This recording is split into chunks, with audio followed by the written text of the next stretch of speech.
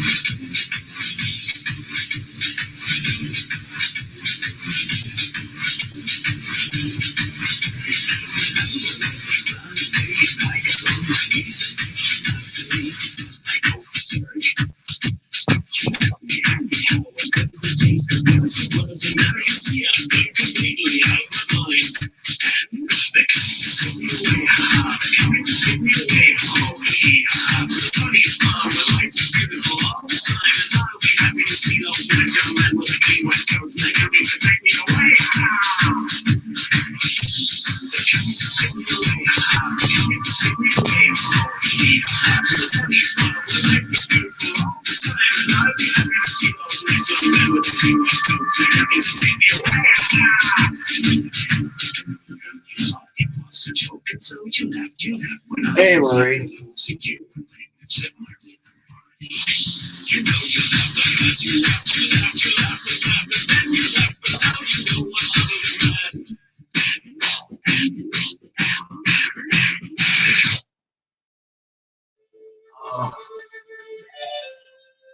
Hideous.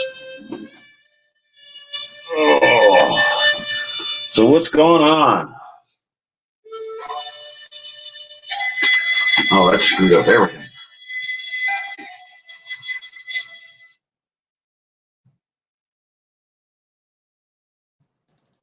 This is a better way to do that.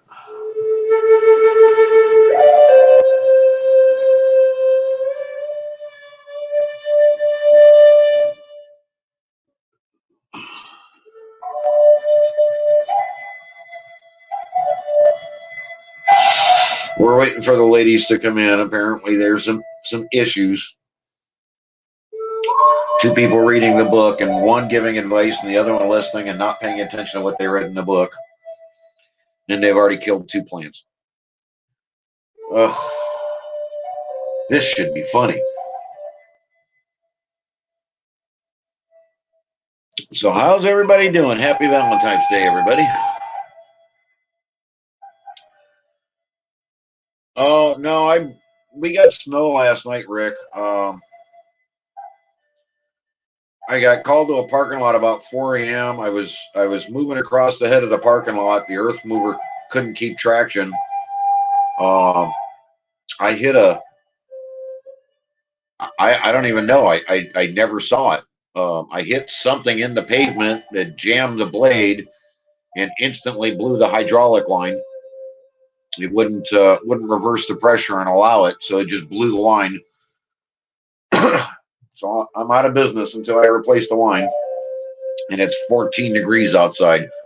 So yeah, I'm not going back out there to try and fix that right now. Hey, Smurfette, hippie chick. Hello. Happy Valentine's Day, everybody. Love and gratitude. Welcome.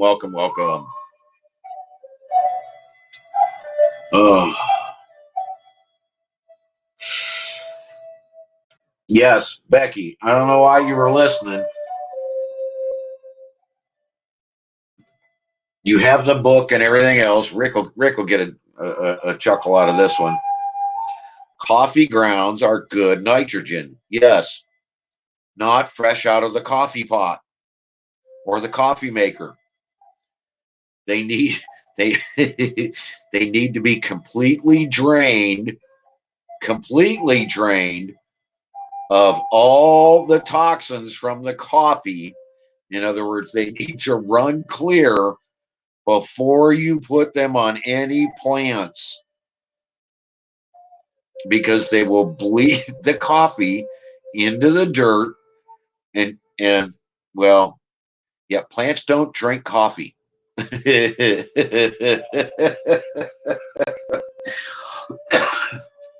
Gypsy. Bad. Oh.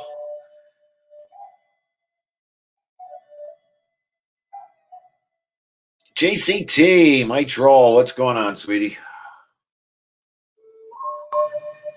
Oh. Mimsy's Garden. Hello, hello. Happy Valentine's Day to everybody.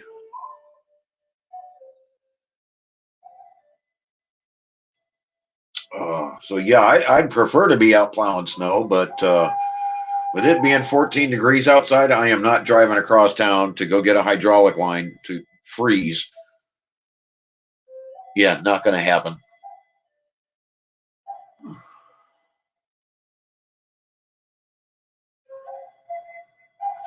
Yeah, get those coffee grounds back off of that dirt. Oh my God. Lovely Lisa. Hey,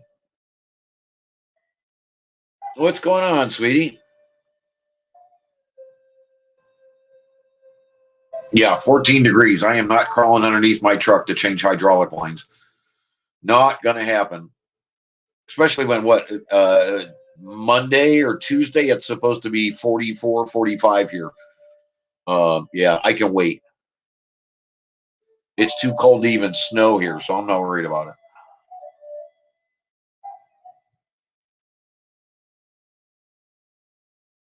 I mean, it could have been worse. It could have blown the ram.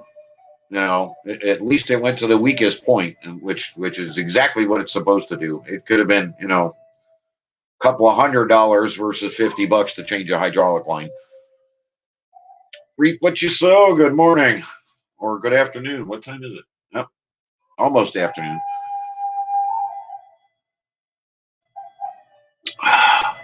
So yes, as much as coffee grounds are a natural nitrogen builder for the soil, you have to drain them completely clean before applying them. You can't you can't put it directly on a plant. Um, I strain mine, throw them in containers, damp, stick them someplace warm and dark, and let them mold even, so that it's almost like letting them go into compost before applying them. There's yeah. Oh, geez.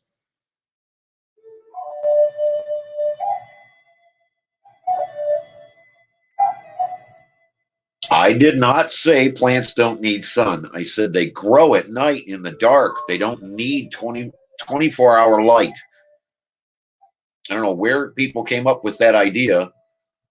When you're first, and Rick will back me up on this, when you're first starting seedlings, you need the light, the moisture, and the heat from the light bulb or the lights that you're using. And they don't radiate a lot of heat, but the difference in the soil temperature tells the plant or the seedling, in a sense, which direction to grow, so that they sprout up through the soil and they don't go deep into the ground looking for sunlight. Uh, they need sunlight to do all the other operations that a plant does. But the idea that all plants need to be in 24-hour light is incorrect. They need to have downtime, just like you need to have downtime.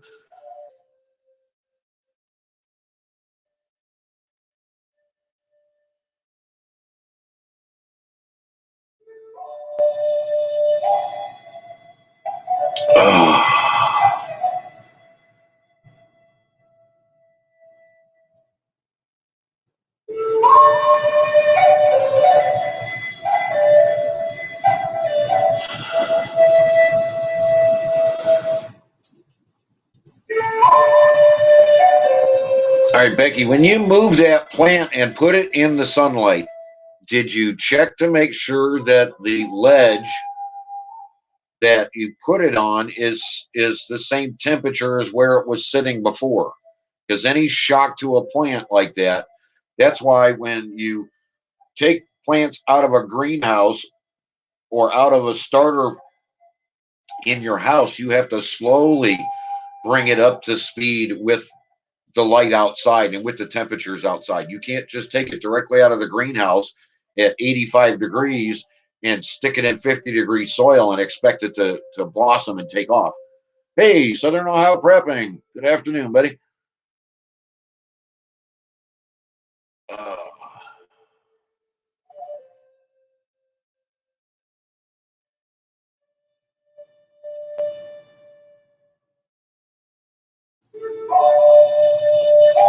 oh, absolutely, Mimsy.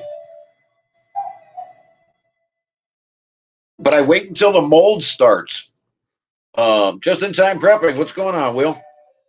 I wait until the mold starts and then I start going after it. Um,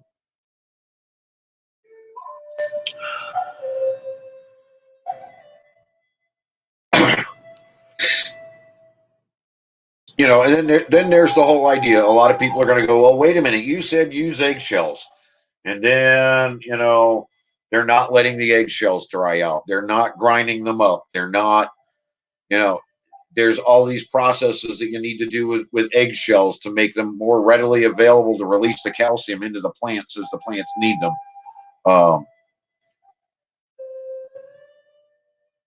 I've even heard a couple of rumors.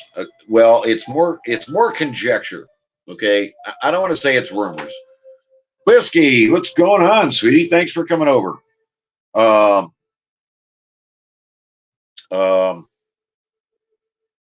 where they have taken a raw egg and planted it in the ground about 3 inches below a starter plant so that the eggshell can break down naturally and, in essence, start composting in the soil and become more readily available a lot faster as the food web begins to attack the eggshell and the contents and everything else. I've never tried it. I've heard some good and some bad depending on the soil content.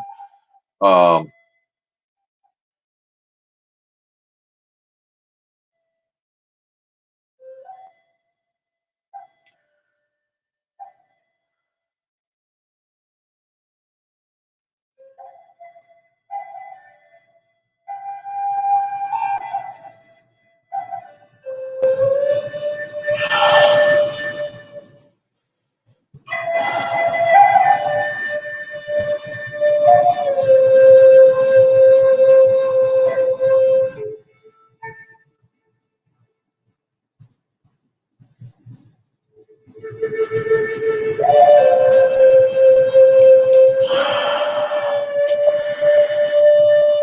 oh yeah, thank you, Whiskey.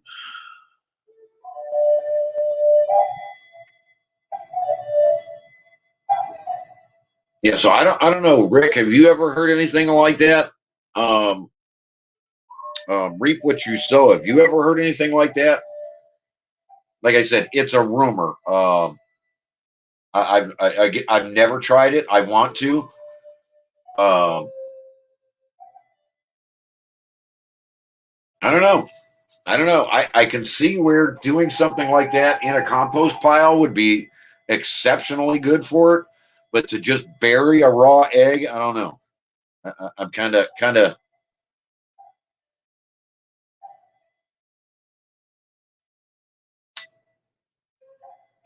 Well, that's just like they say when you go fishing a lot. Take the tails and the scales and the head, and the guts and stick them in the ground around your roses and bring your acidity levels up and let them break down naturally, and the roses thrive on it. And I've seen that happen.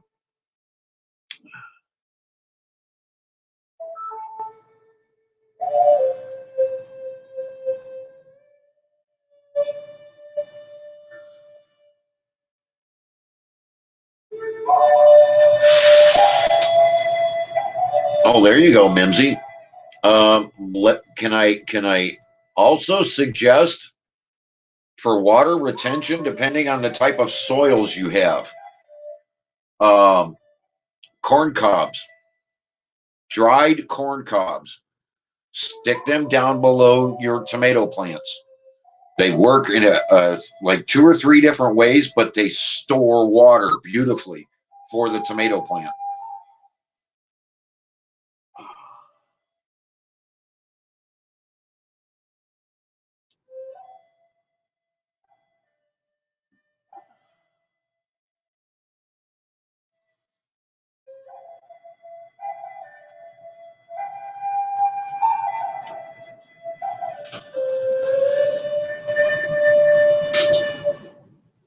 Oh, thanks, Reap what you sow.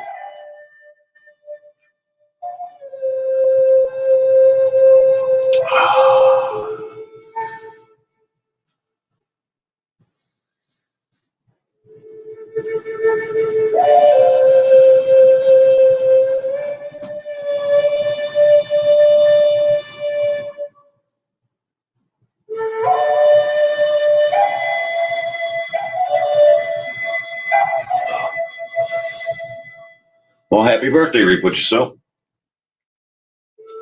Yeah, corn cobs are awesome. Corn cobs and eggshells below all your tomato plants. You want to boost the calcium, but uh, your tomatoes are a reactionary kind of plant, and everybody has seen it where they go dry, the soil goes dry, then we get a rain, and then all the tomatoes split, and it seems like it happens overnight because the plant has no way of balancing its water storage ability. And with everybody using the NPK process, we're wiping that aspect out, so it can't help with the water access to the tomatoes. And tomatoes will just, I mean, they're kind of like an idiot plant. As great as they keep up with everything and tell you what's going on in your soils, you give them too much water, they'll just drink it all in and explode and split every tomato on your vine. Um, so you got to kind of balance those. Those are kind of. I thought I saw one of Rick's old videos where he had done some. Um, I don't want to call it hill planting or trench planting, but he had some of his tomato plants were sitting higher than the regular soil itself, and they seemed to do so much better. And that just falls back on the same principle of tomatoes just aren't very smart. And if they get too much water, they're going to explode, and you're going to lose a lot of tomatoes.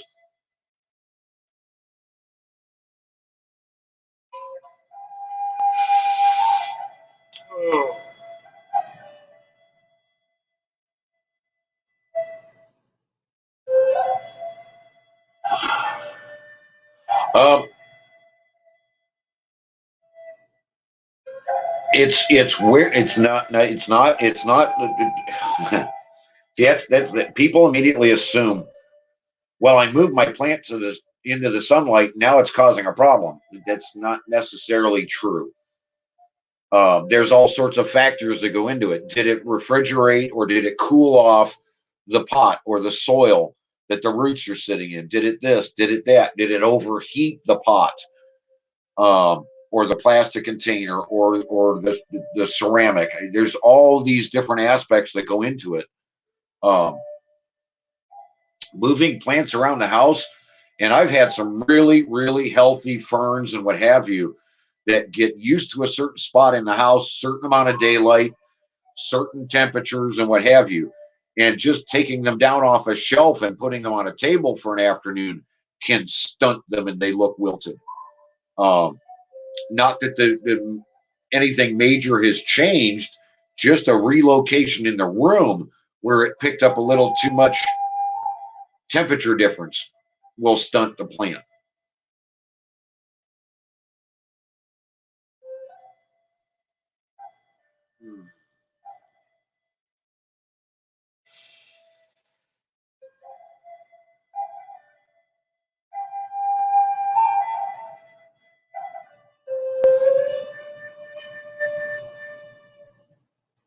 Well, that's just a soil. That's Becky. That's just a soil thing. That's because the soil has lost its nutrients, has lost its this, has lost its that. Um, It's not page 16, but it's in the book. Re-neutralize the soil, refeed the soil. They used to have feeding sticks and that kind of stuff. Um, people go and they get these house plants and they keep feeding it year after year, and the plant does really, really well, and then all of a sudden it starts to drop off, and they stop. They don't realize that it's not like the soil is just all of a sudden going to re-enrich itself from thin air. You've got to revitalize. You've got to remineralize. You've got to feed that food web in that soil. If you don't have active organic matter anymore, if you don't have moisture content retainers anymore, if you don't have minerals in there to keep feeding the plant so it can expand and do its thing, every process that the plant does is going to utilize minerals, vitamins, and what have you, just producing oxygen, whether it grows or not. That's why a lot of people will repot their plants once a year at certain times of year so that the soil temperature doesn't necessarily change as they switch from pot to pot, but they're revitalizing and giving it new soil that's got all of the active ingredients in it to make it work right. Uh,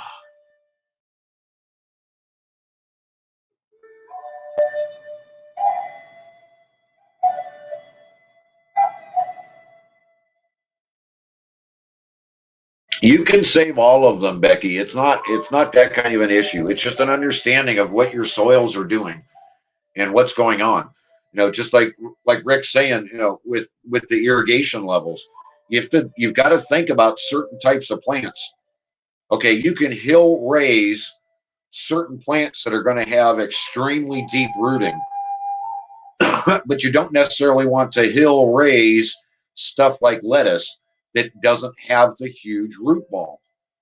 It still needs the higher moisture content to produce what it's producing. It's a higher water plant, still needs all the minerals, still needs everything else, but you're better off putting, certain, and I want to say that with all of them.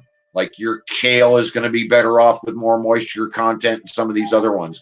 Um, you want to strategically plan your garden that way. Where's your low points? Where's your water retention points? Where's your this? Where's your that?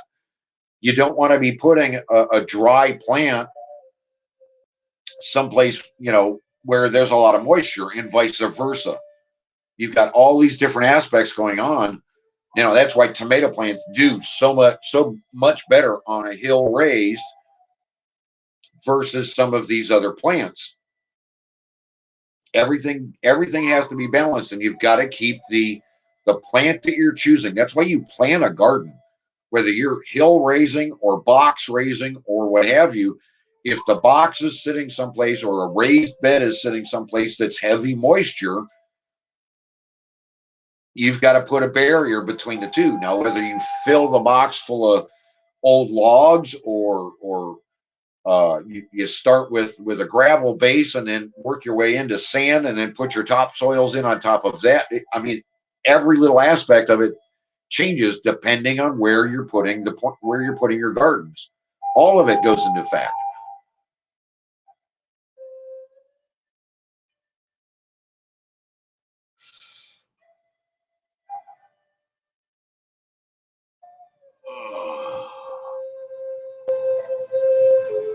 Buffering, no sound. Are we back? I'm not showing any signs of anything going weak here. I've still got full signal.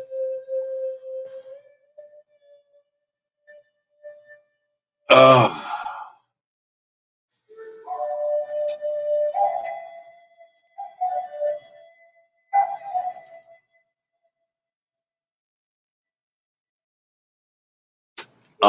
looks like I do have some issues here.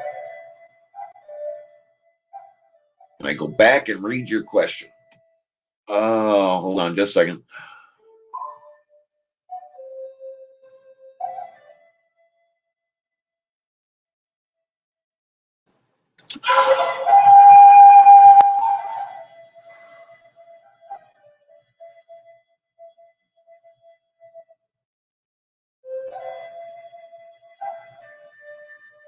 All right, that's a soil condition. That's the point. That's the point of their Green Wizard's Guide. Your herbs have reached their limit. Now, this is where I so strongly preach against crop rotation. If you're revitalizing your soils, if you're re-amending, what they call it, if you're re-amending your soils, and I'm sure Rick has seen this in the past with some plants, uh, heirloom plants that continue, or volunteer plants that continue to come back up in the same spot year after year.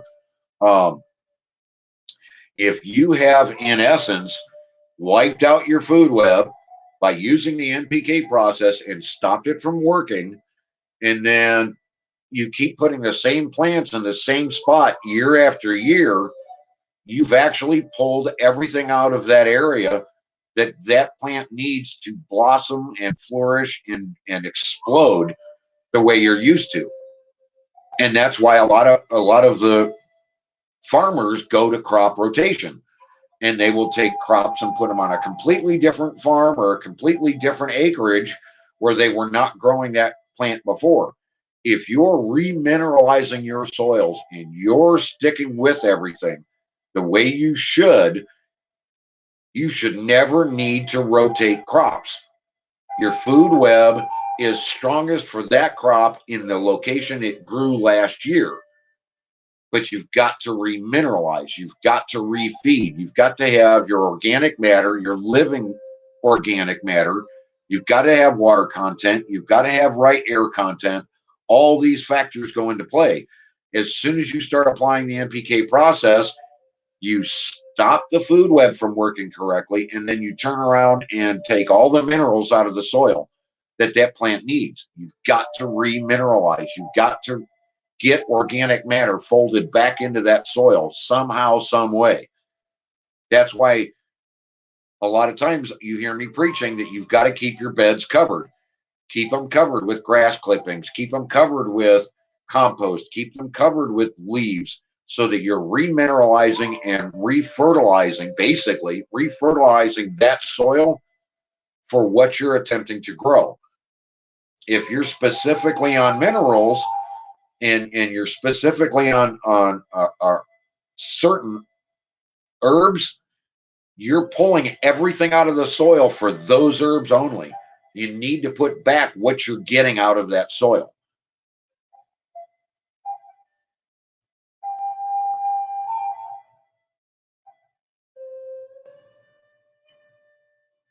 Oh, right, Rick, right. Well, see, and that's what other people seem to tend, or they have forgotten. And again, this is the importance of the Green Wizard's Guide. They forget things, and by just rereading the guide, you remind yourself, which is another reason the book is so small, to remind yourself of what you've done in the past and what the soils actually need and what they're attempting to do. When every plant grows, it pulls out certain minerals to do certain things. It pulls out calcium for the stem of the plant. It pulls out this, it pulls out that. If you're not putting those things back in the soil and supporting the food web, you're ripping everything out. You're losing content in the soil. You've got to rework the soil. You don't have to rototill it, which is, that's the one that scares me the most, because you're disturbing so much of the food web. You don't need to rototill it. You need to slice it open and reapply and get organic matter in there, get minerals back in there. And everything that you grew there in the past will come right back up stronger and healthier year after year by just following the same principles, getting away from the NPK process and going back to nature. Keep your soils covered, keep them mineralized. They will retain their own moisture, and you'll have everything in abundance as you keep folding it in. The great part about Mother Nature's way of doing things, which is what the book concentrates on, is as you put this stuff back in the soil, you don't have to do it every year. It's not a process that has to be repeated year after year after year. Now, if you're on a farm or a piece of property that's never had this done, yeah, you may want to go a couple of years and remineralize and revitalize and get organic matter pressed back into that soil and get things going again. and recover from what has been farmed off, whether it be grass growing, trees growing. I mean, how many people walk around in the woods and you see tree roots everywhere exposed because they've sucked everything out of that soil? It all just needs to be put back. Mother Nature has a way of doing that. We keep disturbing it. Then they go over and jet planes fly by and cars go by and this goes by and that goes by. And then they want to spray for this bug or that bug or another bug. All of these chemicals going out in the air, they get into that soil. They stop the food web from working correctly. And now we have foods or forests with problems. They ignite, they catch on fire. We've got forest fires going like crazy. And that's not what happened in Australia. There was 50 some odd people that went and lit wildfires. But the principle still remains the same. Your soils aren't shrinking. They're staying the same. They're compressing. And you're ending up with more clay. As you continue to revitalize your soils, the clay goes away, the soil begins to lift again, and everything starts to come back the way nature intended it to.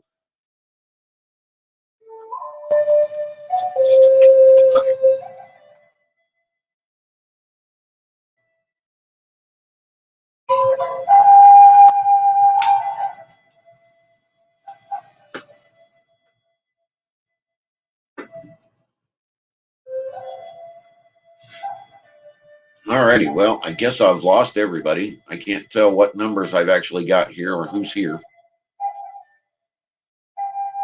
And I don't seem to be having a great signal coming from the internet. It's noon. I mean, yeah, I expect that around here. Everybody's waking up and getting on, playing their games and doing what have you and pulling the pulling the bandwidth out of the neighborhood. Well, I hope that answered some questions. I hope that helped you guys out.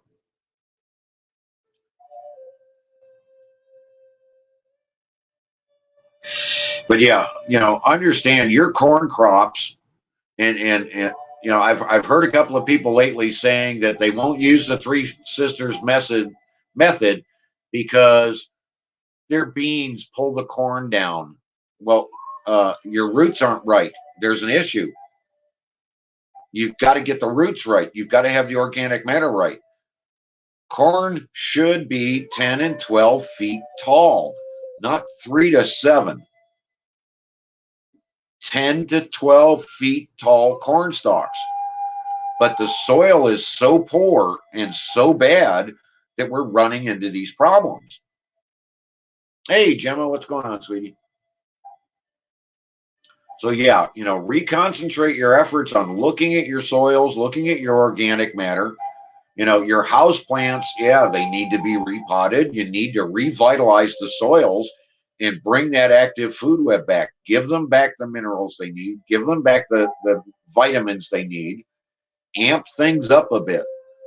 Yes, you can use old coffee grounds as a cover for the soil. But at the same time, you still got to watch because it does need air. It needs to be perforated. It can't be solid pack of coffee grounds around your plant. You'll smother it. In essence, you'll smother the soil. You'll kill the food web.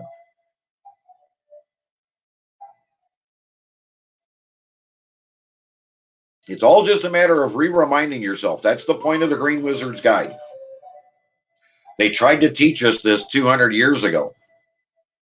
Then along came the chemists, and they said we know a better way. And the better way wiped out the soils and wiped out our countries and wiped out our farms. There's a better way.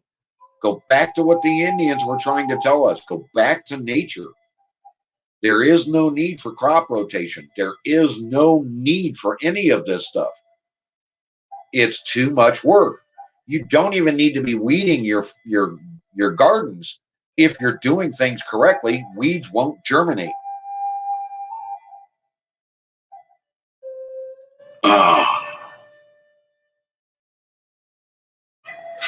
So unless there's other questions somebody's got, or I haven't answered some questions and stirred up some other ideas, speak now or forever hold your peace until the next live stream. Oh. And if my bandwidth's going to keep acting up like this, there's no point in you guys hanging out.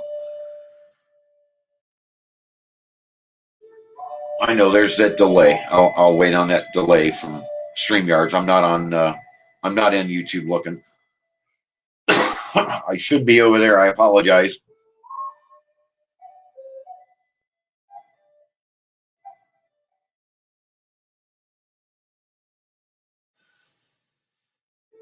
So again, I'll say thank you for the birthday wishes, everybody. Happy Valentine's Day to all you sweet ladies.